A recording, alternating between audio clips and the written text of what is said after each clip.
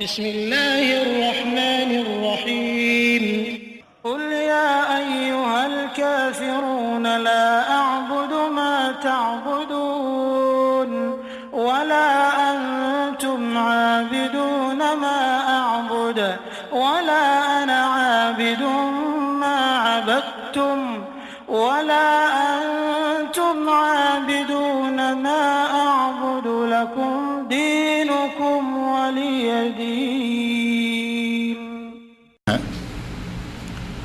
اور جیسا کہ پچھلی نشست میں یہ بات ہو گئی تھی کہ اس کی پہلی ہی آیت میں اس سورت کا نام موجود ہے قل یا ایھا الکافرون، اور اسی آیت سے اس لفظ سے اس سورت کا نام جو ہے وہ رکھا گیا ہے۔ اس سورت میں اللہ رب العزت نے قل یا ایھا الکافرون نبی اکرم صلی اللہ علیہ وسلم سے مخاطب ہو کر آپ کو حکم دیتے ہوئے فرمایا کہ اے میرے نبی کہہ دیجئے اے کافرو۔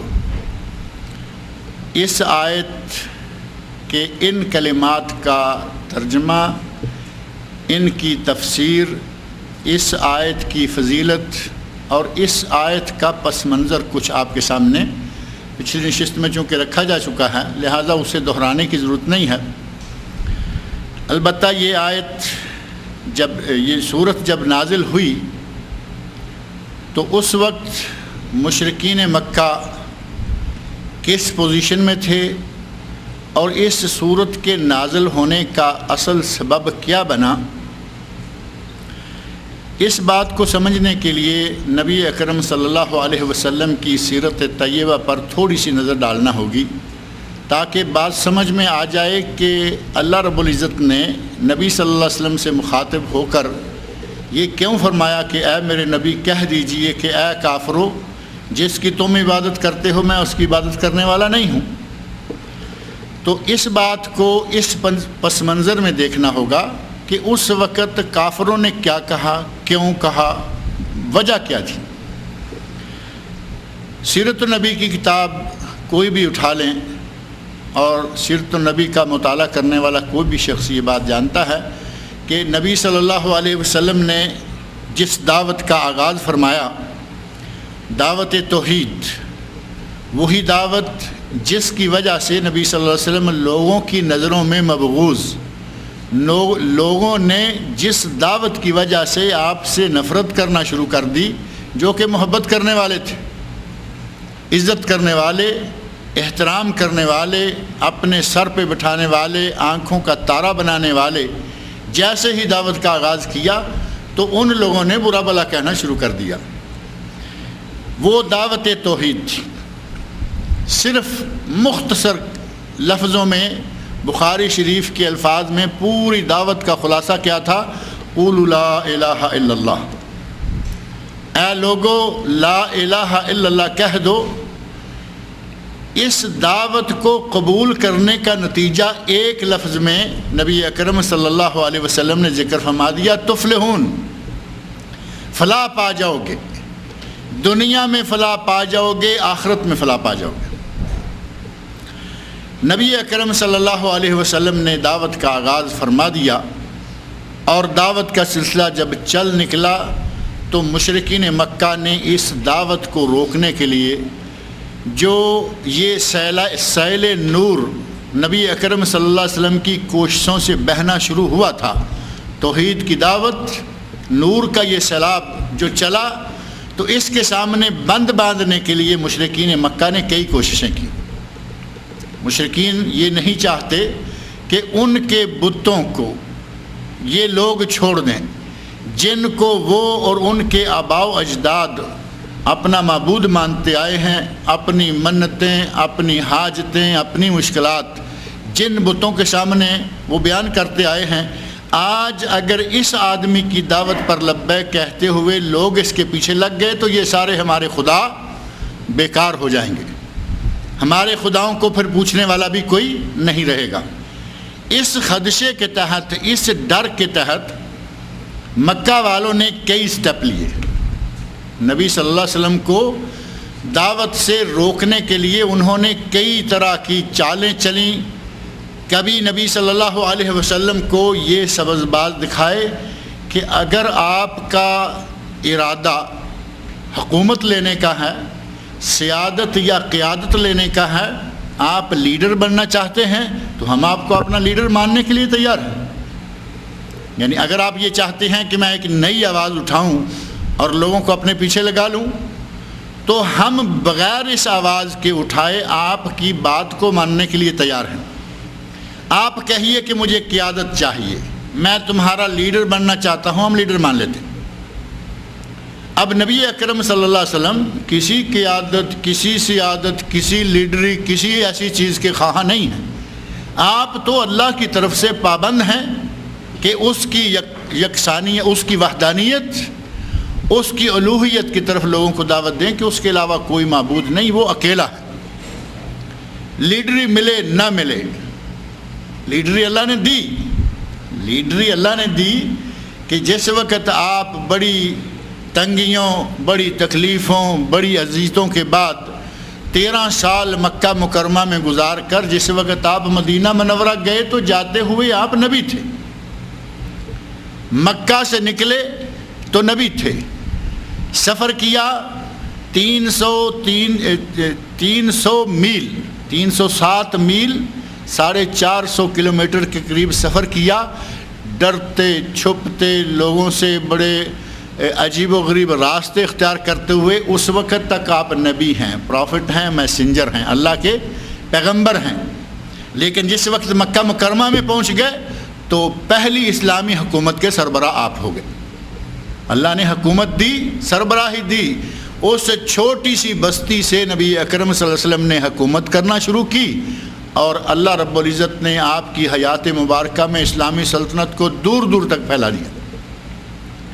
اللہ نے پیغمبری کے ساتھ حکومت بھی دی، لیکن یہاں مکے والے کیا رہے ہیں کہ اگر چاہو تو ہم آپ کو اپنا قائد مان لیتے ہیں۔ آپ نے فرمایا میں قائد نہیں بننا چاہتا، مجھے تمہاری دی ہوئی قیادت نہیں چاہیے۔ ایک سب سے پہلی چال یہ تھی کہ تمہیں اپنا لیڈر مان لیتے ہیں، تم یہ لا الہ الا اللہ کا راغل اپنا چھوڑ دو۔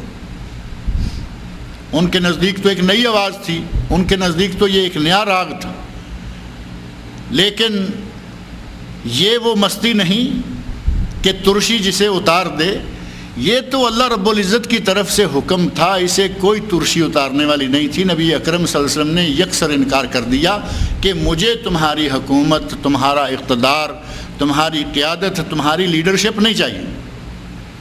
اب انہوں نے ایک اور چال چلی، کہنے لگے ہو سکتا ہے کہ تمہاری نظر کسی خوبصورت عورت سے شادی کرنے کی ہو، اگر تم یہ چاہتے ہو کہ میں لیڈر بنوں اور پھر میں عرب عورتوں میں سے جو عورت میری مرضی کی ہوگی، جو سب سے زیادہ حسین و جمیل ہوگی، خوبصورت ہوگی، میں اسے شادی کر لوں گا۔ اگر تمہارا اس قسم کا ارادہ ہے تو ہم آج ہی عرب کی حسین ترین عورت اس پورے منطقہ عربیہ میں جو خوبصورت عورتیں ہیں ہم آپ کے لیے لے آتے ہیں، آپ اس سے نکاح کیجئے، آپ کا مقصد پورا ہو جائے گا۔ نبی اکرم صلی اللہ علیہ وسلم نے چونکہ ایسا کوئی ارادہ نہیں، ایسی کوئی نیت نہیں، ایسی کوئی بات نہیں، آپ نے یکسر انکار فرما دیا کہ ایسی کوئی چیز مجھے مطلوب نہیں ہے، نہ مجھے جمال چاہیے، نہ مجھے تمہارا دیا ہوا اقتدار چاہیے۔ اور اب وہ تیسری طرف آگے کہنے لگے کہ ہو سکتا ہے کہ تمہیں مال چاہیے، جمال نہیں تو نہ صحیح، عام قیادت نہیں تو نہ صحیح، کہیں تمہاری مال پر تو نظر نہیں ہے کہ ایک نئی بات شروع کر کے لوگوں کو اپنے پیچھے لگا کے پورے علاقے کا مال اکٹھا کر لوں۔ اگر یہ ارادہ ہو تو ہم آپ کو پورے عرب علاقوں کا مال جمع کر کے اس کا مالک بنانے کے لیے تیار ہیں، لیکن لا الہ الا اللہ کہنا چھوڑ دو۔ اب اندازہ کریں کہ ایک سے بڑھ کر ایک سبز باغ، بڑے بڑے خوبصورت، جمال ہر کسی کی نظر میں، مال ہر کسی کی نظر میں، اقتدار ہر کسی کی نظر میں، لیکن وہ باری باری چالیں چل رہے ہیں اور نبی اکرم صلی اللہ علیہ وسلم ہر مرتبہ انکار کرتے جا رہے ہیں کہ مجھے یہ بھی نہیں چاہیے، مجھے یہ بھی نہیں چاہیے، مجھے یہ بھی نہیں چاہیے۔ انہوں نے دیکھا کہ کسی بھی کوشش میں ہم کامیاب نہیں ہو رہے. نبی اکرم صلی اللہ علیہ وسلم کے چچا کے پاس آ کے کہنے لگے ابو طالب تم اکیلے ہو اور ہم پورا مکہ ہیں, تم ایک آدمی ہو تنے تنہا ہو, تمہارا خاندان ہے کتنا ہے, جب کہ تمہارے مقابلہ میں ہم پوری مکہ کی پوری قوم ہیں, پوری قوم عرب جو ہیں وہ ایک طرف ہیں, تم اور تمہارا بھتیجا ایک طرف ہو, اسے منع کر لو, جو اسے چاہیے وہ ہم دینے کے لیے تیار ہیں. اب چچا نے کوشش کی, فہمائش کی, چاہا کہ میں اپنے بھتیجے سے بات کر لوں, ہو سکتا ہے کہ بات کوئی سمجھ میں آ جائے. چچا نے کہا بھتیجا میری عمر بڑی ہو رہی ہے, میں اب جوان نہیں رہا, بوڑھا ہو رہا ہوں, اور ایک طرف تیرے یہ رشتہ دار سارے اکٹھے ہو کر مجھ پر پریشر ڈال رہے ہیں کہ میں کسی طرح بھی تمہیں مناؤں, تو کیا خیال ہے؟ نبی اکرم صلی اللہ علیہ وسلم نے اپنے چچا سے پوچھا کہ کیا بات ہے؟ چچا نے کہا کہ وہ کہہ رہے ہیں کہ ہمارے ساتھ کمپرومائز کر لو, ہمارے ساتھ کمپرومائز کر لو. اور وہ کمپرومائز بعض احادیث میں, اور وہ احادیث اگرچہ ان کے سند پر کلام کیا گیا, لیکن یہ ساری کوششیں تاریخ کی اور سیرت کی ہر کتاب میں لکھی ہوئی ہیں کہ مشرکین نے ہر کوشش کو آزمایا, مال کی, جمال کی, حکومت کی, ہر قسم کی لالچ دینے کی کوشش کی. اب آخری شکل یہ تھی کہ کمپرومائز کروا لیں. کمپرومائز کیا تھی؟ 1 سال کے لیے تم اپنے رب کی پوجا کرو, عبادت کرو, ہم بھی تمہارے رب کی عبادت کر لیں گے, اور اگلے سال تم بھی اور ہم سب مل کر ان خداؤں کی عبادت کیا کریں گے, لات کی, منات کی, عزا کی, حبل کی.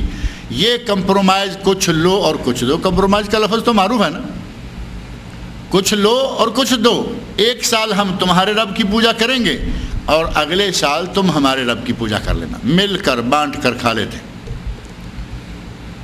اب یہ ساری باتیں جب آئیں تو نبی اکرم صلی اللہ علیہ وسلم نے دیکھا کہ اب پیمانہ لبریز ہوتا جا رہا ہے, ان لوگوں نے انتہا کر دی ہے, ہر طرف سے مجھے انہوں نے آزمانے کی کوشش کی ہے کہ کسی طرح میں یہ دعوت چھوڑ دوں.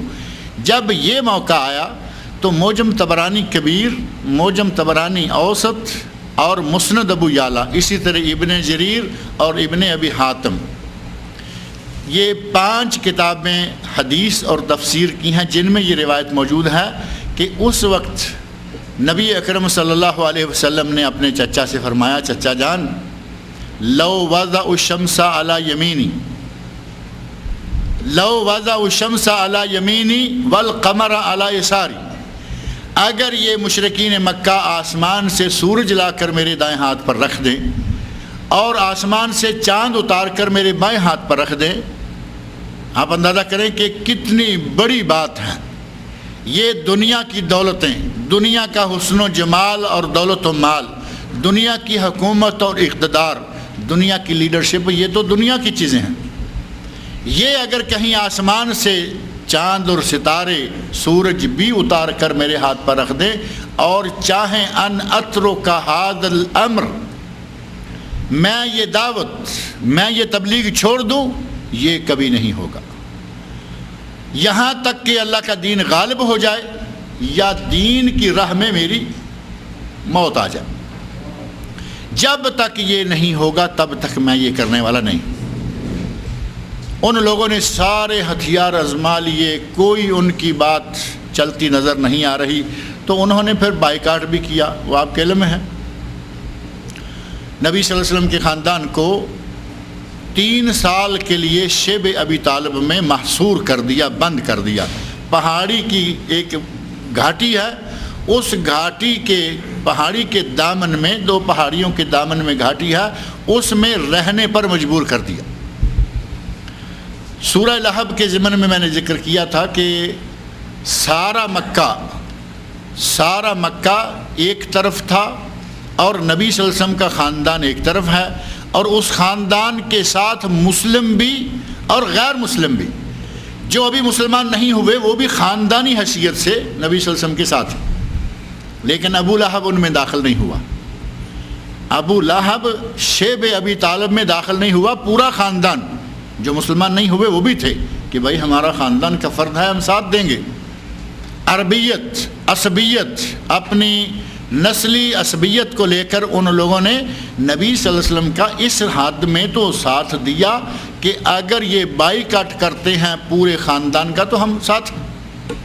ابو لہب وہاں بھی باہر رہا، اور ابو لہب نے باہر سے تاجروں کو روکنا شروع کیا۔ میں نے بات ذکر کی ہے، تاجر آتا آ کے مال بیچنا چاہتا، اسے پتہ چلتا کہ کچھ لوگ شیب ابی طالب میں ہیں، وہاں جانے کا ارادہ کرتا، اسے کہتا کہ کتنے کا مال ہے؟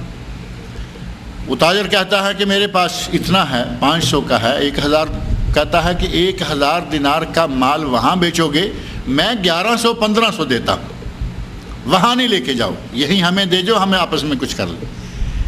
اس انداز کی حد سے بڑی ہوئی دشمنی ابو لہب نے کی تھی، اسی لیے تو اللہ تعالیٰ نے نام لے کر اس کی مذمت کی، نام لے کر اس کا انجام بتایا تھا۔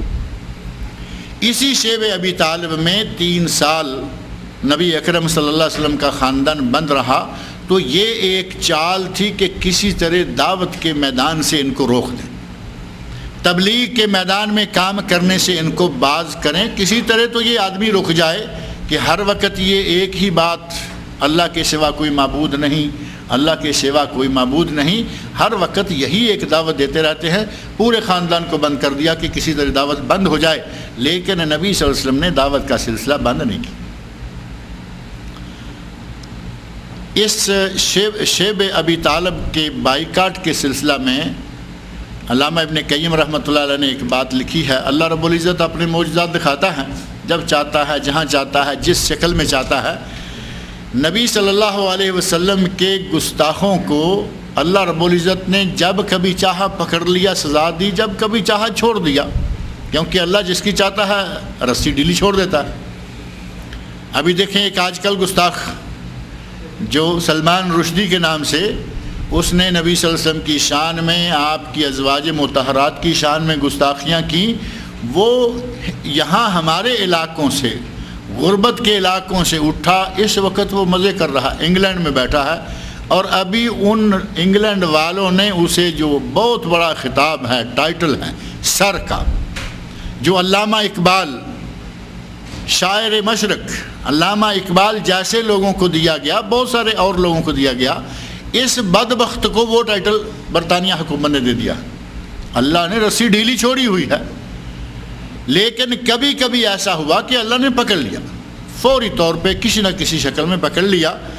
جس آدمی نے شیب ابی طالب میں بند ہونے کے بائیکاٹ کی تحریر لکھی تھی، علامہ ابن قیم رحمۃ اللہ علیہ نے زاد المعاد میں اس کا نام لکھا ہے بغیض بن عامر، بغیض بن عامر۔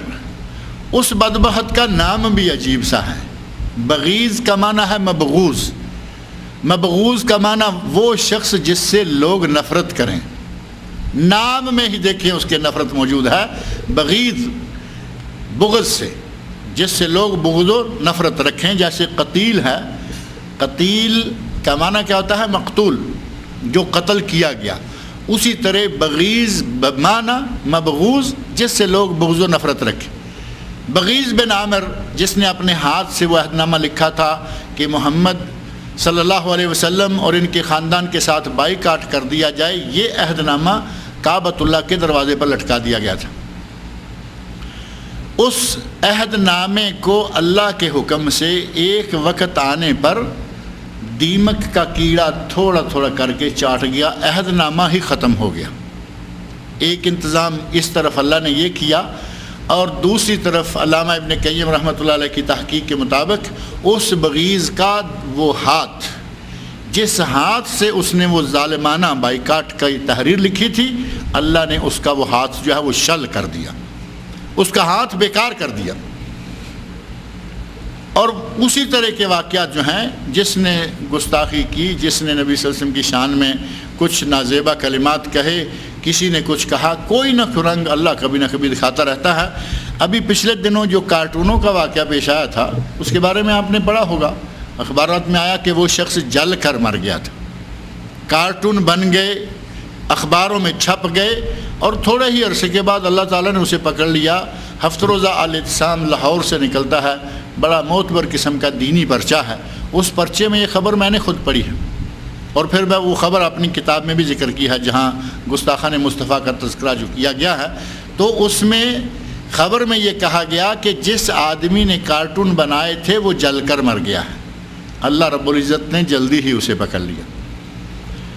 ان مشرکین مکہ نے نبی اکرم صلی اللہ علیہ وسلم کو دعوت سے روکنے کے لیے جو طرح طرح کی کوششیں کی، ان میں شیب ابی طالب میں بند کر دینا بھی تھا، اور ان 3 سالوں کے درمیان نبی صلی اللہ علیہ وسلم کے خاندان کو بہت مشقتیں برداشت کرنا پڑی، کھانا نہیں، پینا نہیں، بچے بیچارے چیختے چلاتے، یہاں تک پریشانی کا عالم گزرا شیب ابی طالب کا زمانہ کہ مشرکین کے اپنے لوگ، ایک تو ہوا کہ خاندان ہے، خاندان تو سارا اندر بند ہے، باہر تو صرف ایک گستاخ رسول جو پہلا گستاخ رسول ہے، گستاخان مصطفیٰ کی فہرست تیار کرنے لگیں تو سب سے پہلا گستاخ کون آتا ہے؟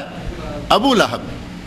پہلے نمبر پر جب آپ نے پہاڑی پہ کھڑے ہو کے لوگوں کو بلایا، دعوت دی، اس دعوت اسلامی کی راہ میں رکاوٹ پیدا کرنے والا پہلا انسان، نبی صلی اللہ علیہ وسلم کے خلاف بد زبانی کرنے والا پہلا انسان ابو لہب۔ اس ابو لہب کے سوا باقی سارے لوگ، آپ کے خاندان کے لوگ اندر بند ہیں، اور اتنی تکلیف، اتنی بھوک، اتنی فقر و ناداری کی حالت رہی کہ ایک صحابی اس عہد کا ایک واقعہ بیان کرتے ہوئے کہتے ہیں کہ بھوک کے ہاتھوں نڈھال ہو کر میں گھر سے باہر نکلا، جو خیمہ لگایا تھا، جو جگہ رہنے کے لیے بنائی تھی، رات میں پریشان ہو گیا، اپنے چادر پر، اپنے بستر پر، اپنے چارپائی پر نیند نہیں آ رہی، بھوک نے ستایا ہوا ہے۔ میں نکلا ایسے ہی گھومنے کے لیے، جیسے آدمی کہتا ہے کہ بھوک کے ہاتھوں ستایا ہوا تھا، شاید باہر نکل کر ٹھنڈی ہوا میں کسی طرح کچھ سکون ملے۔ میں باہر نکلا، راستے میں رات کے اندھیرے میں چلتے ہوئے میرے پاؤں کو کوئی چیز گیلی اور ٹھنڈی محسوس ہوئی۔ رات گرمی چاہے کتنی بھی ہوگی، تھوڑی سی ٹھنڈک تو بن جاتی ہے۔ میں نے وہ چیز اٹھا کر نگل لی، بھوک سے اتنا ستایا ہوا تھا، اتنا بھوک نے پریشان کیا ہوا تھا کہ وہ ٹھنڈی اور گیلی چیز پاؤں کو لگی، میں نے اٹھا کے نگل لی، مجھے آج تک پتہ نہیں کہ وہ چیز تھی کیا۔ اس حد تک لوگ اس جگہ پر پریشان کیے گئے، اس حد تک ان لوگوں کو وہاں پر تکلیفیں اور پریشانیاں دیکھنی پڑیں، یہ بھی سارا صرف اس لیے کہ نبی صلی اللہ علیہ وسلم دعوت کو چھوڑ دیں۔ مال اور جمال کا جھانسا دیا گیا، سیادت، قیادت، لیڈری اور حکومت کا جھانسا دیا گیا، اور یہاں بند کیا گیا، اور پھر قتل کی دھمکی بھی دی گئی۔ آپ کو قتل کرنے کی کوششیں تو بہت دفعہ کی گئیں، لیکن خاص طور پر آپ کے چچا ابو طالب کو کہا گیا کہ بھائی تم ایک ہو اور ہم سارا شہر ہیں، اپنے بھتیجے کو روک دو نہیں تو ہم اس کو قتل کر دیں گے۔ آخری دھمکی انہوں نے یہ کام کر دیا، کہا کہ ہم اس کو قتل کر دیں گے۔ اور یہ قتل کی سازش جو ہے یہ باقاعدہ انہوں نے بیٹھ کر تیار بھی کی، اور یہ وہ وقت ہے جس وقت آپ نے ہجرت کی، یعنی آخری حربہ یہ بھی انہوں نے اختیار کیا، کبھی کبھی چھپ چھپا کر، کبھی کسی پہاڑی چٹان کو گرا کر، کبھی کسی طرح مارنے کی مختلف کوششیں نبی صلی اللہ علیہ وسلم کو کی گئیں، لیکن واللہ یعصمک من الناس، اللہ رب العزت نے قرآن کریم میں وعدہ فرما رکھا ہے کہ اے میرے نبی لوگوں سے تمہیں ہم بچائیں گے، لوگ آپ کو قتل نہیں کر سکتے۔ واللہ یعصمک من الناس، لوگوں سے آپ کو آپ کا رب بچائے گا، اللہ نے بچائے رکھا۔ لیکن انہوں نے کوششیں کی ہر طرح کی، اور ایک مجلس تیار کر کے بیٹھ گئے، کہا کہ ہم اس آدمی کا کام تمام کرنے کے لیے کیا کریں۔ اور اس مجلس میں ایک شیخ نجدی کا ذکر ملتا ہے سیرت کی کتابوں میں، کہ شیخ نجدی کی شکل میں ایک بڑا بزرگ بن کر، بڑی اسپیشل شکل و صورت اختیار کر کے اس مجلس میں شامل ہو گیا کہ تم کیا سوچ رہے ہو۔ کہا کہ ہمیں اس آدمی نے تنگ کر رکھا ہے، اس کی دعوت نے اس کی تبلیغ نے ہمارے بتوں، ہمارے خداؤں اور وہ یہ سلسلہ ہم اس کو روکنا چاہتے ہیں۔ اس نے کہا کہ کیا سوچ رہے ہو، کیا اس کے لیے کیا منصوبہ ہے؟ کئی لوگوں نے منصوبے بتائے، کہا کہ اس کو ملک سے ملک بدر کر دیتے ہیں، اس کو نظر بند کر دیتے ہیں، اس کو یہ کر دیتے ہیں، اس کو وہ کر دیتے ہیں۔ ایک آدمی نے کہا کہ اس کو قتل کر دیتے ہیں۔ پہلی جتنی بھی تجویزیں آ رہی ہیں یہ سنتا رہا اور کہتا کہ یہ کوئی بات نہیں، یہ کوئی بات نہیں۔ انہوں نے اب اس کو اپنا پیر مانا ہوا ہے۔ اس وقت پیر کا تصور تو نہیں تھا، لیکن جو پوزیشن اس نے بنا رکھی تھی، سیرت کی کتابوں کو پڑھنے سے جو اس کا حلیہ سامنے آتا ہے وہ یہ تھا کہ اس میٹنگ میں، اس سازش تیار کرنے والی مجلس میں یہ پیر تھا۔ جو بات کہتا کہ تمہاری بات نہیں، یہ کام کرنے والا نہیں۔ جب کسی نے کہا کہ اس کو قتل کر دیں تو کہتا ہے کہ یہ بات ہوئی نا، یہ کام کرو، اس کا کام تمام کرو۔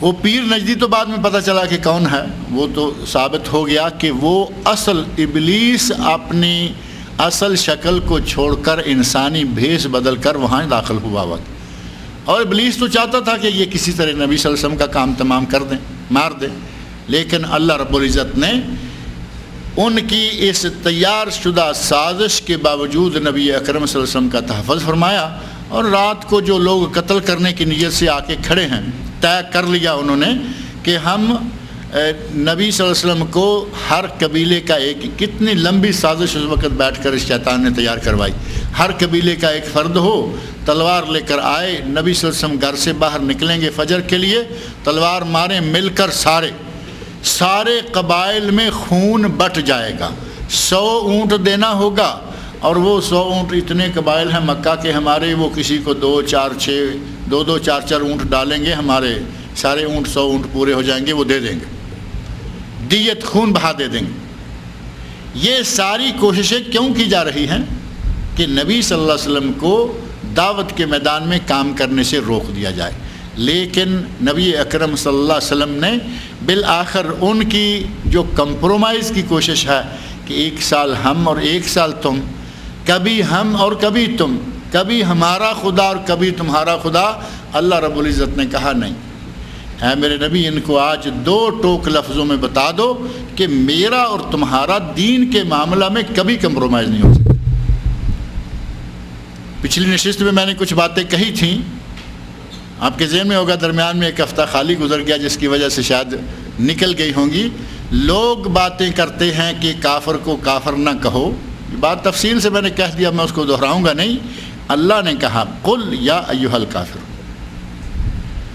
اے میرے نبی ان لوگوں سے کہہ دو اے کافرو۔ اور آج ہم نئے بہانے تلاش کر کہہ رہے ہیں کہ کافر کو کافر نہیں کہنا چاہیے، تو کیا کہیں گے؟ اور یہ کوئی مروت نہیں، یہ کوئی رواداری نہیں، بلکہ ایک مستقل، اس بات سے قطع نظر ایک مستقل نظریہ اٹھا ہوا ہے آج کل۔ کہتے ہیں کہ وحدت ادیان کی کوشش کرنی چاہیے، یہ نہیں کہ مسلمانوں میں وحدت پیدا کرنی چاہیے، یہ تو اچھی بات ہے، مسلمانوں میں وحدت ہو، یہاں میری اور تیری بات نہ ہو، کتاب اللہ اور سنت رسول کی بات ہو، یہ تو ہماری سب کی کوشش ہے، ہر مسلمان کی خواہش ہے کہ مسلمان جو اس وقت طرح طرح کے فرقوں میں بٹے ہوئے ہیں، کوئی ادھر کھینچ رہا ہے، کوئی ادھر کھینچ رہا ہے، کوئی کہتا ہے کہ میری طرف آؤ، ان تمام کوششوں کو اگر اکٹھے کر سارے لوگوں کو کتاب اللہ اور سنت رسول پر جمع کیا جائے تو مسلمانوں کی قوت کتنی بڑھ سکتی ہے۔ یہ تو میری آپ کی ہر آدمی کی دلی خواہش ہے۔ شاید کچھ لوگ ایسے ہوں گے جن کو امت مسلمہ کے اتحاد کی وجہ سے نقصان پہنچنے کا ڈر ہو، ایسے لوگ ہیں، کیونکہ انہیں معلوم ہے کہ اگر پوری امت کتاب و سنت پر اکٹھی ہو جائے تو ہماری روٹی روزی پہ لات لگ جائے گی۔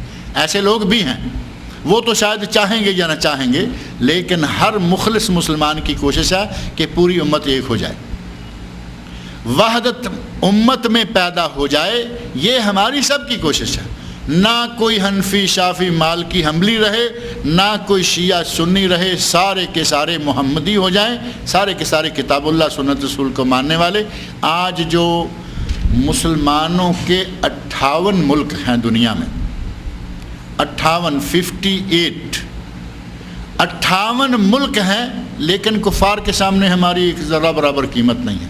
جب چاہتا ہے کوئی بھی بدبخت اٹھتا ہے، ہمارے نبی کو گالی گلوچ کر کے انہی کی گود میں جا کے بیٹھ جاتا ہے۔ ہم نے کچھ بگاڑ لیا اس کا؟ نہ سلمان رشدی کا، نہ نسرین کیا نام تھا اس کا، تسلیمہ نسرین کا، نہ فلاں کا، نہ فلاں، کچھ بھی نہیں بگاڑ سکتے۔ یہ 58 ملک، ان 58 ملکوں کے مسلمان اگر کبھی ایک مٹھی ہو جائیں، کافروں کی جرت نہ ہو کہ کوئی بات بھی کر سکے، اور اس قسم کے آدمی کو ہمارے نبی کی توہین اور گستاخی کرنے والے کو پناہ دے دے، کبھی ممکن ہی نہ رہے۔ یہ تو ہماری سب کی خواہش ہے، لیکن ایک نظریہ اور اٹھا ہوا ہے کہ وحدت ادیان پیدا کی جائے۔ یہ نقطہ یہاں خاص طور پر میں بتانا چاہتا ہوں۔ وہ کہتے ہیں جی کافر کو کافر کہیں گے اس کو غصہ لگے گا، اور عیسائی کو عیسائی کہیں گے اس کو غصہ لگے گا، یہودی کو کیا کہو گے؟ ان لوگوں کو جو عیسائی ہے اس کو عیسائی کہنا پڑے گا، یہودی کو یہودی ماننا پڑے گا، کافر ہیں، ہندو سکھ ہیں، کوئی بھی ہے اس کو وہ ماننا پڑے گا۔ اور پھر یہ جو وحدت ادیان کا نظریہ دیا گیا ہے، اگر آپ تھوڑا سا میرے ساتھ توجہ سے تھوڑا سا سوچیں تو یہ ممکن ہی نہیں۔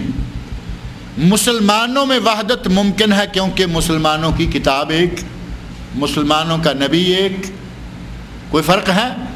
کتاب اللہ نے بھیجی ایک، مسلمانوں کا نبی ایک، مسلمانوں کا دین ایک۔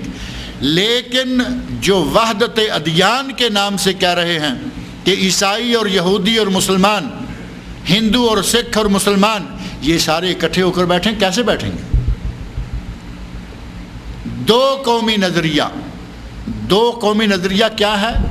یا حق ہے یا باطل ہے، یا اسلام ہے یا کفر ہے۔ کافروں کی جتنی بھی قومیں ہیں، کافروں میں جتنے بھی نام ہیں، وہ سارے کے سارے ایک ہیں۔ الکفر ملت واحدہ، کفر ایک ہی قوم ہے، وہ ہندو ہے، وہ سکھ ہے، وہ عیسائی ہے، وہ بدھسٹ ہے، وہ یہودی ہے، وہ کوئی بھی ہے، لیکن بالآخر مسلمانوں کے خلاف وہ سارے ایک ہیں۔ آج کی موجودہ سیاست پر نظر ڈالیں تو بھی آپ دیکھ سکتے ہیں، اور حقیقت بھی یہی ہے کہ کافر مسلمانوں کے خلاف سارے ایک ہیں۔ جب بھی جہاں بھی موقع ملتا ہے مسلمانوں کو تکلیف پہنچانے کے لیے وہ اکٹھے ہو جاتے ہیں، لیکن مسلمانوں کا المیہ یہ ہے کہ یہ اپنے آپ کا تحفظ کرنے کے لیے بھی اکٹھے نہیں ہوتے، کم از کم اپنے تحفظ کے لیے اکٹھے ہو جائیں، یہ بھی نہیں کرتے۔ اب آپ اندازہ کریں کہ وحدت ادیان ممکن کیسے ہو سکتی ہے؟ ایک طرف ہندو ہے، ایک طرف مسلمان ہے، آپ چاہتے ہیں کہ ان کو ایک پیالے میں پانی پلائیں، ان کو اکٹھے بٹھائیں، کیا یہ ممکن ہے؟ وہ گائے کی پوجا کرتا ہے، گائے کو پوجتا ہے، ہم گائے کو کھا جاتے ہیں، یہ اکٹھے بیٹھ سکتے ہیں؟ ان کا خدا ہے، ہماری غذا ہے۔ شیخ الحدیث مولانا محمد اسماعیل رحمۃ اللہ علیہ گجرانوالہ کے بر صغیر پاک و ہند کے بہت بڑے عالم گزرے ہیں، شیخ الحدیث محمد اسماعیل صاحب، انہوں نے اپنے زمانہ میں مدت مدید ہو گئی اس بات کو، ایک مرتبہ کسی میٹنگ میں ایک جملہ کہا تھا ہندوؤں کے بارے میں۔ جب بات چلی پاکستان، بنگلہ دیش، انڈیا اور پھر ہندو اور مسلم آپس میں ان لوگوں کے مقابلے کی، تو مولانا اسماعیل صاحب رحمۃ اللہ نے کہا تھا یہ قوم ہمارا مقابلہ کیا کرے گی جن کے خدا ہماری غذا ہیں، جن کے خدا ہماری غذا ہیں وہ ہمارا مقابلہ کیا کر سکتے ہیں؟ یہ خدا بنا کے جس کو پوجتے ہیں ہم کاٹ کے اس کو کھا جاتے ہیں۔ اب یہ دو آدمی ایک ٹیبل پر بیٹھ کر، جو ہمارے یہاں بڑا مشہور ہے کہ راؤنڈ ٹیبل کانفرنس ہو رہی ہے یا اسکوائر ٹیبل کانفرنس ہو رہی ہے، اس پہ بیٹھ کے باتیں طے کریں گی، کیسے بیٹھیں گے اکٹھے؟ ایک گائے کھا جاتا ہے، دوسرا گائے کی عبادت کر رہا ہے۔ سکھ اور مسلمان کیسے اکٹھے بیٹھیں گے؟ عیسائی اور مسلمان کیسے اکٹھے بیٹھیں گے؟ مسلمان کہہ رہا ہے کہ عیسیٰ مریم کا بیٹا ہے علیہ السلام، حضرت عیسیٰ علیہ السلام مریم کے بیٹے ہیں، وہ کہتے ہیں کہ عیسیٰ خدا ہے، کبھی کہتے ہیں خدا کا بیٹا ہے۔ خداوند یسوع مسیح علیہ السلام کو کبھی وہ خدا بنا دیتے ہیں بلکہ اس کی ماں کو بھی خدا بنا دیتے ہیں۔ ان کے یہاں جو تثلیث ہے عیسائیوں کے یہاں وہ تو معروف ہے نا، تثلیث، تین چیزیں، اقانیم ثلاثہ، اللہ، عیسیٰ، مریم، وہ تینوں کو خدا مانتے ہیں۔ مسلمان ان کے ساتھ کیسے بیٹھ کے بات کرے گا کسی ٹیبل پر؟ اور یہودیوں کا تو بابا آدم ہی ان کا تو بالکل ہی نرالا سلسلہ ہے، وہ تو شروع سے لے کر جب سے ان کا وجود اس دنیا پر قائم ہوا ہے وہ تو اس وقت سے دغا بازوں میں مشہور ہیں، وہ اس وقت سے معاہدے توڑنے والوں میں مشہور ہیں، اس وقت سے اللہ کی نعمتوں کا انکار کرنے والوں میں مشہور ہیں، وہ تو مشہور قوم آ رہی ہے۔ اور ان کے بارے میں تو اللہ رب العزت نے قرآن کریم میں کہہ دیا ہے، لن ترضى عنك اليهود ولا النصارى حتى تتبع ملتهم، اے میرے نبی اگر یہود کے ساتھ آپ صلح کرنا چاہیں، یہود کے ساتھ معاہدہ کرنا چاہیں، یہود کو آپ راضی کرنا چاہیں، لن ترضى، یہ کبھی بھی راضی نہیں ہوں گے۔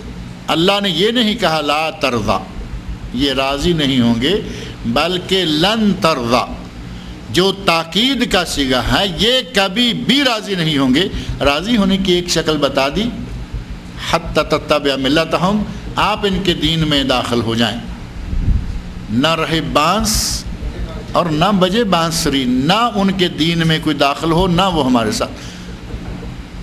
اللہ رب العزت نے ان لوگوں کی حقیقتیں ہمارے سامنے کھول کر رکھی ہوئی ہیں۔ پتہ نہیں کس بات کو لے کے آج ہمارے کچھ لوگ اٹھ جاتے ہیں، اپنے آپ کو مفکر ثابت کروا دیتے ہیں، یہ جی مفکر اسلام ہے اور ان کی دعوت۔ مصر میں کچھ ایسے لوگ پل رہے ہیں اور مولویوں میں اتفاق سے، بلکہ سوء اتفاق سے مولویوں میں ان کا نام آتا ہے۔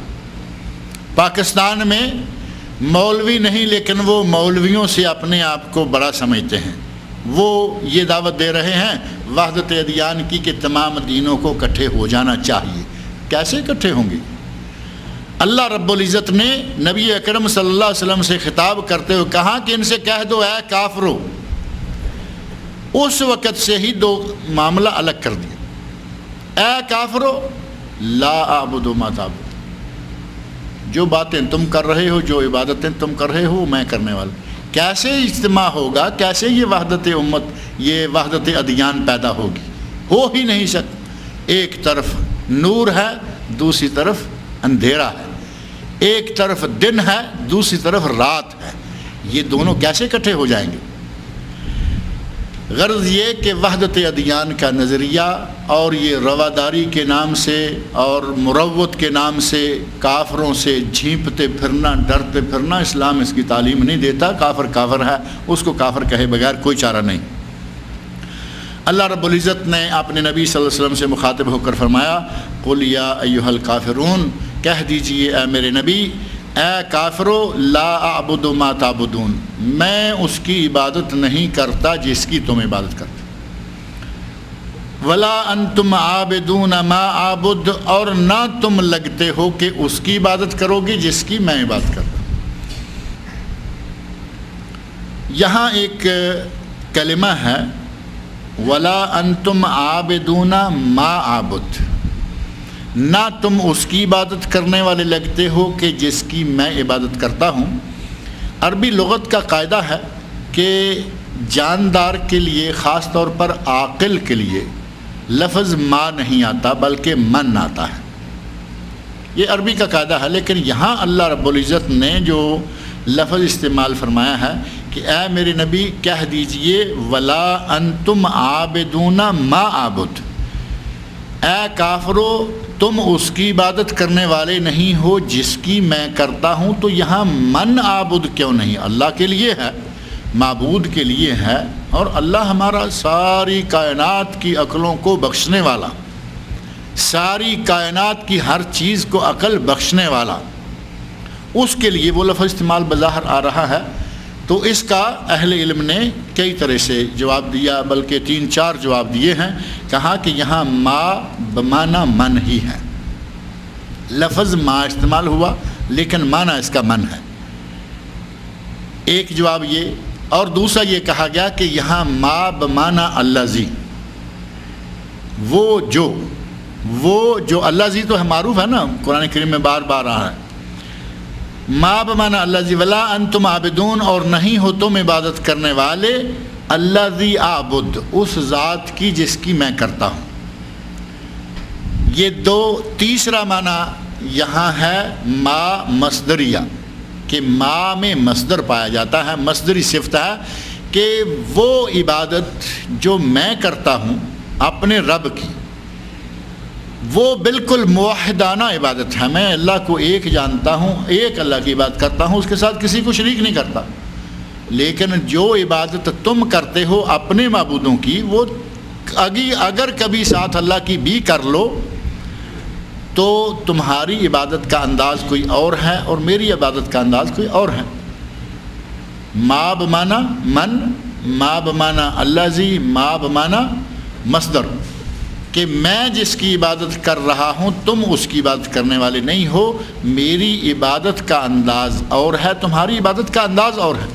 اگر کوئی کہے کہ مشرکین بھی تو اللہ کو مانتے تھے، بجا ہے، قرآن کریم میں اللہ نے بار بار فرمایا اے میرے نبی ان مشرکین سے پوچھ دو زمین کس نے بنائی، کہیں گے اللہ نے۔ اے میرے نبی ان سے پوچھو آسمان کس نے بنایا، اللہ نے۔ اے میرے نبی ان سے پوچھو کہ تمہیں رزق کون دیتا ہے، کہیں گے، بار بار الفاظ مختلف مقامات پہ آئے، سیقولون اللہ، سیقولون اللہ، یہ کہیں گے کہ یہ زمین و آسمان کا بنانے والا، اس کائنات کو چلانے والا، اس کائنات میں ہر زندہ روح کو جاندار کو رزق روزی دینے والا صرف اللہ۔ یہ تو وہ بھی مانتے تھے، لیکن یہاں مراد یہ ہے کہ اللہ کی جس انداز سے عبادت میں کرتا ہوں، اگر تم اللہ کو مانتے بھی ہو تو اس طرح کی عبادت تم نہیں کرتے۔ ولا انتم عابدون ما اعبد، اور نہ ہی تم عبادت کرنے والے ہو اس کی جس کی کہ عبادت میں کرتا ہوں۔ ولا انا عابد ما عبدتم، اور نہ ہی میں ان کی کبھی بھی عبادت و پوجا کرنے والا ہوں جن کی کہ تم عبادت کرتے ہو۔ ولا انتم عابدون ما اعبد، اور نہ ہی تم اس کی عبادت کرنے والے ہو جس کی میں کرتا ہوں۔ یہ جملہ بار بار آ رہا ہے۔ بعض اہل علم نے کہا کہ یہ تکرار ہے، پہلے معنی کو تاکید کرنے، پہلے معنی کی تاکید کے لیے دوبارہ دیا گیا۔ اور قرآن کریم میں ایسی چیز پہلے ثابت ہے، اب سورہ الرحمن نکال کر دیکھیں، فَبِأَيِّ آلَاءِ رَبِّكُمَا تُكَذِّبَانِ فَبِأَيِّ آلَاءِ رَبِّكُمَا تُكَذِّبَانِ فَبِأَيِّ، بار بار اللہ رب العزت، یہ کیوں ہے بار بار؟ اللہ چاہتا پوری آیت پوری صورت نقل کر کے آخر میں کہہ دیتا کہ اتنی نعمتیں میں نے تم پہ کی ہیں، میری کس کس نعمت کا انکار کرو گے؟ اللہ نے ایک نعمت کا ذکر کیا، فرمایا فَبِأَيِّ آلَاءِ رَبِّكُمَا تُكَذِّبَانِ۔ تکرار قرآن کریم میں کسی مصلحت کے تحت، کسی فائدے کے تحت، تاکید کے تحت ممکن ہے، لیکن یہاں بعض اہل علم نے، علماء تفسیر نے کہا کہ تکرار ہے ہی نہیں، یہاں تکرار نہیں، بلکہ پہلی آیات میں معنی اور ہے، دوسری آیات میں معنی بدل گیا، صیغہ بدل گیا۔ یہاں کہا گیا ولا انتم عابدون ما اعبد، تم اس کی عبادت نہیں کرتے ہو، تم اس کی عبادت نہیں کرو گے۔ دو معنی مضارع میں ہوتے ہیں، کرتا ہوں یا کروں گا۔ تم اس کی عبادت نہیں کرتے ہو یا تم اس کی عبادت نہیں کرو گے جس کی کہ میں کرتا ہوں۔ ولا انا عابد ما عبدتم، اور میں اس کی عبادت کرنے والا نہیں ہوں جس کی عبادت تم نے کی۔ اب دو چیزیں ہو گئی، پہلے ہے ما تعبدون، جس کی کہ تم عبادت کرتے ہو یا کرو گے، اور عبدتم میں ہے جس کی عبادت تم نے کی، یعنی آج کر رہے ہو یا تمہارے ماں باپ کرتے رہے ہیں۔ مشرکین میں تو شرک کا انداز بھی الگ الگ رہا ہے، کبھی وہ کسی کی بات کرنے لگتے، کبھی اس کو بدل کے اپنا خدا وہ تو خدا روز بروز نئے سے نیا خدا۔ صحابی مسلمان ہوتے رہے اور مختلف واقعات ذکر کرتے رہے۔ ایک واقعہ بڑا مشہور ہے کہ پتھر، یہاں میں نے شاید ذکر بھی کیا تھا، پتھر، خوبصورت پتھر کہیں پڑا ہوا دیکھا تو اس کو اٹھا لیا، اپنا خدا بنا لیا۔ پتھر خوبصورت ہے، اسے اٹھایا اور کہا کہ یہ میرا خدا ہے، پوجا پاٹ شروع کر دو۔ اب چھوٹا سا پیس ہے، خوبصورت ہے، اٹھایا ماتھے پہ لگایا، لو جی پوجا شروع۔ وہ کہتے ہیں کہ ہم چلتے ہوئے راستے میں اس سے خوبصورت پتھر ملتا تو پہلے کو پھینک دیتے اور نیا اٹھا کے اس کو خدا بنا دیتے۔ مشرکین کو اپنے خداؤں پر بھی صحیح معنوں میں قرار نہیں ہوتا، کیونکہ وہ جب کوئی چیز دیکھتے ہیں، بلکہ وہ جس چیز کو دیکھتے ہیں اسی کی پوجا کرنے لگ جاتے ہیں۔ گائے کی پوجا کی، سانپ کی پوجا کی۔ ہندوستان میں دیکھیں آپ، ناگراج ہیں سانپ جو ہیں، میں نے پچھلے دنوں ایئر بیس پر بیٹھے اپنے بھائیوں سے جن کا خاص طور پر ہندوستان سے تعلق ہے، ان سے کتنے راجوں کے نام وام نکالے تھے کہ یہ ناگراج ہے، یہ گاؤ ماتا ہے، یہ فلاں، یعنی مختلف چیزیں جو ہیں ان کو یہ پوچھتے رہتے ہیں، جس کو جب دیکھا پوچھنا شروع کر دیا۔ اللہ کے رسول صلی اللہ علیہ وسلم کو اللہ نے فرمایا، اے میرے نبی ان سے کہہ دو کہ نہ میں ان کی عبادت کرتا ہوں جن کی تم کرتے ہو، نہ میں ان کی عبادت کرنے والا ہوں جن کی تمہارے باپ دادا نے بھی عبادت کی۔ میں کسی ایسے غیر اللہ کی عبادت کرنے کے لیے تیار نہیں ہوں، نہ آج کے تمہارے معبودوں کی، نہ تمہارے پہلے والے معبودوں کی، میں ان میں سے کسی کی بات نہیں کروں گا۔ وَلَا أَنْتُمْ عَابِدُونَ مَا أَعْبُدُ، اور نہ ہی تم اس کی عبادت کرنے والے ہو جس کی کہ میں عبادت کرتا ہوں۔ یہاں ان بتوں کی عبادت اور ادھر اللہ تعالیٰ کی عبادت، لفظ جو ہے وہ برابر استعمال کر رہے ہیں، لفظ برابر آ رہے ہیں کہ تم جن کی عبادت کرتے ہو میں ان کی بات نہیں کرتا۔ اور قرآن کریم میں یہ مسلسل جو لفظی مشاکلت ہے یا مشابہت ہے، یہ کئی جگہوں پر موجود ہے۔ بظاہر نہیں ہوتا، بظاہر اس کے معنی میں معنی بھی الگ الگ ہوتا ہے، لیکن شکلاً صرف وہ ملتے جلتے ہوتے ہیں۔ اس کی قرآن کریم کے اندر کئی جگہوں پر مثالیں موجود ہیں۔ قرآن کریم کے شروع میں ہی اللہ رب العزت نے کہا ہے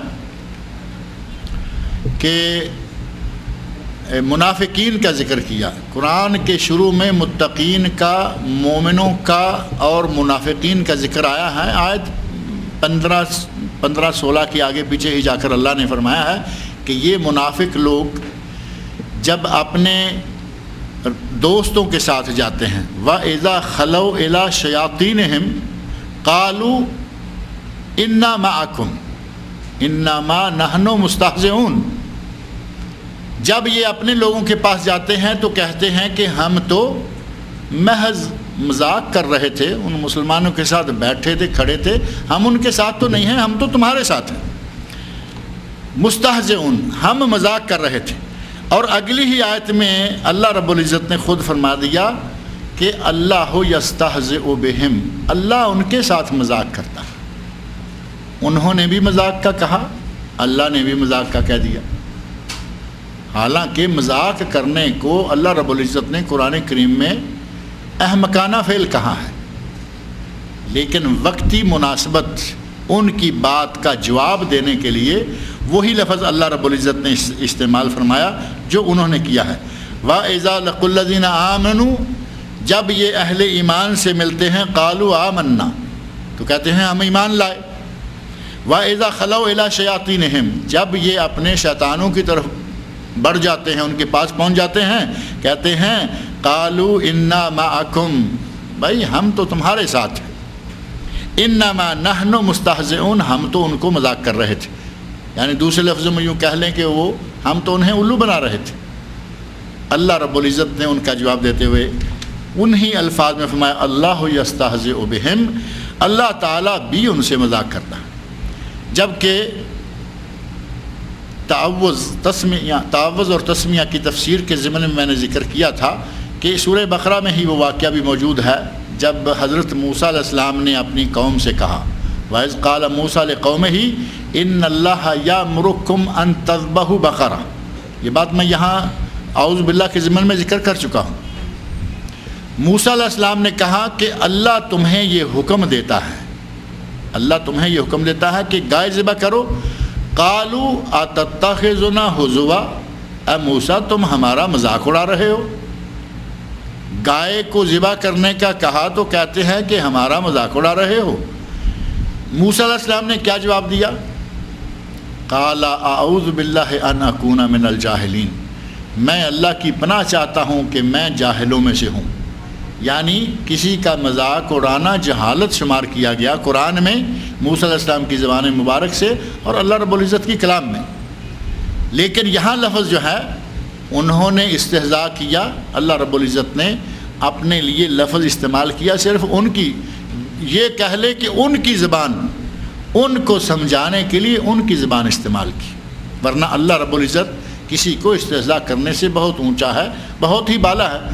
بلکہ قرآن کریم میں ایسے مقامات موجود ہیں کہ اللہ کی شان اس سے بہت بالا ہے، لیکن اللہ نے وہ الفاظ استعمال کر لیے ان کے لیے جو بلاغت میں مشاکلت کہلاتی ہے، شکل ایک ہی ہے لیکن اصلاً وہ بات نہیں ہے۔ جیسے قرآن کریم میں آتا ہے فَنَسُوا اللَّهَ نَسُوا اللَّهَ فَنَسِيَهُمْ، وہ اللہ کو بھول گئے، اللہ ان کو بھول گیا۔ اب اللہ کی شان سے تو بھولنا بہت بالا ہے، بھولنا اللہ کی شان میں نہیں ہے، اللہ بھولتا نہیں ہے، لیکن لفظ استعمال کیا کہ وہ اللہ کو بھول گئے، اللہ ان کو بھول گیا، یعنی اللہ نے ان کو نظر انداز کر دیا، لیکن لفظ وہی استعمال کیا جو کہ انہوں نے استعمال کیا تھا۔ تو قرآن کریم میں یہ جگہ ہے، دوسری جگہ ہے، تیسری جگہ ہے، بلکہ وہ جگہ جہاں سورہ توبہ میں ہے، جو حرمت والے مہینے ہیں وہ سب کے لیے برابر ہیں، حرمت والے مہینے ہیں وہ سب کے لیے برابر ہیں، اور اگر کوئی ان مہینوں کے بارے میں، ان مہینوں میں تم پر زیادتی کرے، فَمَنِ اعْتَدَىٰ عَلَيْكُمْ فَاعْتَدُوا عَلَيْهِ بِمِثْلِ مَا اعْتَدَىٰ عَلَيْكُمْ، اگر کوئی تم پر زیادتی کرے تو اسے اس پر تم اتنی زیادتی کرو جس نے تم پر زیادتی کی ہے۔ زیادتی کے جواب میں جو کارروائی کی جائے، کیا اس کو زیادتی کہا جا سکتا ہے؟ وہ تو زیادتی نہیں ہے نا، وہ تو انصاف ہے۔ لیکن اللہ نے وہاں بھی لفظ اسی طرح کا استعمال فرمایا کہ اگر کوئی تم پر زیادتی کرے، فَمَنِ اعْتَدَىٰ عَلَيْكُمْ فَاعْتَدُوا عَلَيْهِ، تم اس پر زیادتی کرو۔ اللہ نے کہا کہ تم بھول گئے، اللہ بھول گیا، اللہ تو نعوذ باللہ بھولتا نہیں، لیکن معاملہ یہ دوسرا۔ اسی طرح سورہ قرآن کریم میں ذکر آتا ہے من اعرض عن ذکری فإن له معیشۃ ضنکا، جس نے میرے ذکر سے انکار کیا میں اس کی زندگی کو اجیرن کر دوں گا، اس کی زندگی کو تنگ کر دوں گا۔ وَنَحْشُرُهُ يَوْمَ الْقِيَامَةِ أَعْمَىٰ، اور قیامت کے دن ہم اسے اندھا اٹھائیں گے۔ سورہ طٰہٰ، یہ سورہ طٰہٰ کی آیت ہے۔ آدمی کہے گا لِمَ حَشَرْتَنِي أَعْمَىٰ وَقَدْ كُنْتُ بَصِيرًا، اے اللہ مجھے اندھا کیوں اٹھایا ہے، میں تو آنکھوں والا تھا۔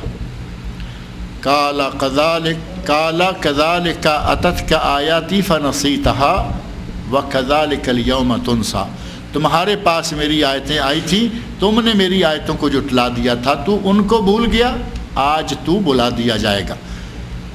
یعنی اللہ رب العزت نے کہا کہ آج تمہیں ہم بھول جائیں گے، اللہ تو بھولتا نہیں ہے، لیکن یہ مشاکلت ہے، اسی مفہوم، اسی قسم کا لفظ استعمال کرنا لیکن معنی الگ۔ یہی مشاکلت ایک بہت بڑا مسئلہ پیدا کر گئی ہمارے مولویوں میں۔ حضرت عمر فاروق رضی اللہ عنہ نے لوگوں کو نماز تراویح باجماعت پڑھتے ہوئے دیکھا تو انہوں نے کہہ دیا نعمت البدعۃ ھذہ، یہ بہت اچھا کام ہو رہا ہے۔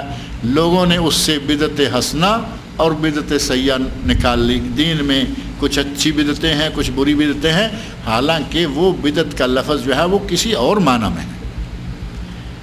بدعت کا مفہوم تو آپ سمجھتے ہیں کہ جو اللہ نے حکم نہ دیا، رسول اللہ صلی اللہ علیہ وسلم نے کیا نہ ہو، کرنے کا حکم نہ دیا ہو، وقت آیا ہو، ضرورت پیش آئی ہو، کوئی امر مانے بھی نہ ہو، اور اس کو بعد میں کوئی ایجاد کر کے دین میں داخل کر دے تو وہ بدعت ہے۔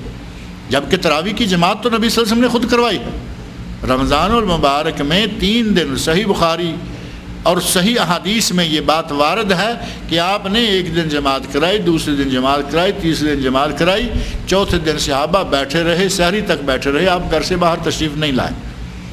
ایک کام جو پہلے نبی صلی اللہ علیہ وسلم نے کیا اسے بدعت تو کہا ہی نہیں جا سکتا۔ لفظ استعمال کیا حضرت عمر فاروق نے اور مفہوم لیا، اور جو عربوں میں بھی مشہور ہے قرآن کریم کے اندر صبغت اللہ، قرآن کریم میں لفظ ہے صبغت اللہ، اللہ کا رنگ۔ اب یہاں کیا معنی ہے؟ اللہ کا کوئی رنگ ہے؟ یہاں صبغہ سے مراد دین ہے، دین اسلام، صبغۃ اللہ ومن احسن من اللہ صبغہ۔ قرآن کریم میں عربی میں بہت ساری بلاغت، بہت سارے اعجازات ہیں۔ اللہ رب العزت مختلف مقامات پر مختلف جو علمی رنگ ہیں وہ ہمیں بتاتا ہے۔ یہاں اس صورت میں بھی ملتے جلتے الفاظ استعمال کیے گئے ہیں، اگرچہ ان کا بظاہر جو استعمال ہمیں نظر آ رہا ہے وہ مفہوم جو ہے وہ یہاں نہیں ہے۔ اللہ رب العزت نے ترجمہ مختصر الفاظ میں اس صورت کے کلمات کا ترجمہ جو ہے ایک مرتبہ نظر ڈال لیں۔ اللہ نے ارشاد فرمایا ہے قل یا ایھا الکافرون، اے میرے نبی کہہ دیجئے۔ اے میرے نبی کا لفظ جو بار بار میں ذکر کر رہا ہوں اس میں ظاہر ہے کہ نبی کا ذکر تو نہیں نا، قل یا ایھا النبی وہ نہیں ہے، لیکن قل جب کہا جاتا ہے قرآن کریم میں ہوتا ہے تو وہ اللہ کے رسول صلی اللہ علیہ وسلم سے خطاب ہوتا ہے۔ اے میرے نبی کہہ دیجئے کہ اے کافرو لا اعبد ما تعبدون، میں اس کی عبادت نہیں کرتا جس کی تم کرتے ہو، ولا انتم عابدون ما اعبد، نہ تم اس کی عبادت کرنے والے ہو جس کی کہ میں کرتا ہوں، ولا انا عابد ما عبدتم، اور نہ ہی میں اس کی عبادت کرنے والا ہوں جس کی تم نے عبادت کی۔ فرق ہو گیا نا، کرنے والا اور عبادت کی۔ ولا انتم عابدون ما اعبد، اور نہ ہی تم اس کی عبادت کرنے والے ہو جس کی کہ میں عبادت کرتا ہوں۔ لکم دینکم ولی دین، تمہارے لیے تمہارا دین ہے، میرے لیے میرا دین ہے۔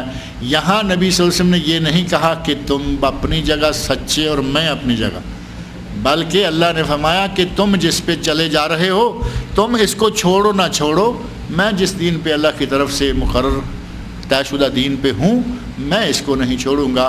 تم چاہے دنیا بھر کے لالچ دنیا بھر میرے سامنے لا کے رکھ دو، میں اس کو دین کو چھوڑنے والا نہیں ہوں۔ اور ان کے دین کی نبی صلی اللہ علیہ وسلم نے تصدیق نہیں کی، بلکہ مطلق کہہ دیا کہ اگر تم اس اسلام میں آنے والے نہیں ہو تمہاری راہ تمہارے ساتھ اور ہماری راہ ہمارے ساتھ۔ اللہ رب العزت مجھے اور آپ سب لوگوں کو قرآن کریم سمجھنے، پڑھنے، سمجھنے اور اس پر عمل کرنے کی توفیق عطا فرمائے۔